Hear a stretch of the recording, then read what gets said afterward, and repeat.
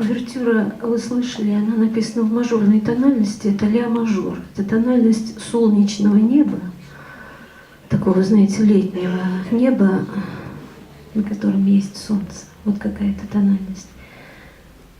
Мы сегодня будем иметь счастье услышать такую музыку, которая,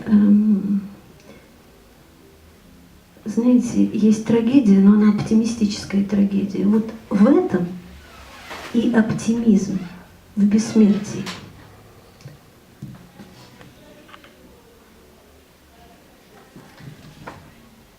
Миф об Орфее, древнегреческий миф.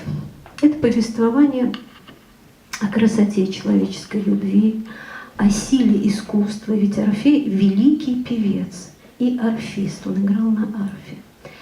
И он своим пением и плачем, своей скорбью о потерянной любимой, Эвридика умерла, вот, он так растрогал богов, что ему было позволено спуститься в царство смерти, чтобы ее вернуть. И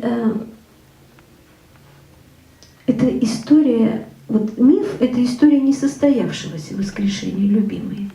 А вот опера немецкого композитора Глюка, которая называется «Орфей и Эвридика», она имеет счастливый конец.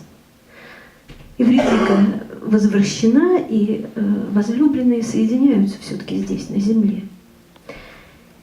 Так вот, царство смерти, куда предстоит спуститься Орфею, оно охраняемо злыми духами, фуриями.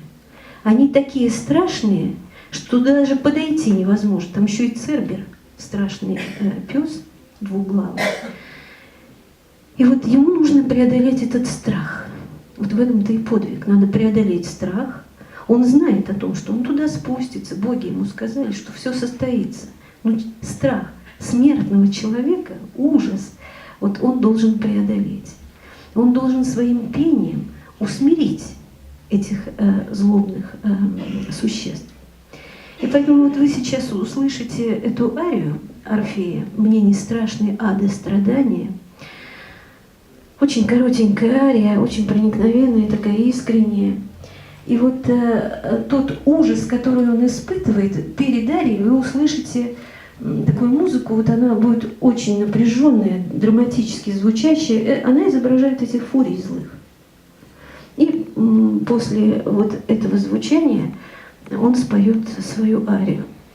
То есть он как бы, что говорит в этих словах, что вот моя скорбь, мне не страшны ады страдания, скорби моей не найти названия.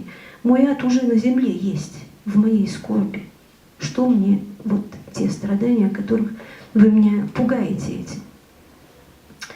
Арию Орфея исполнит Сергей Крачковский, а сыграет партию оркестра на фортепиано Наталья Тевс.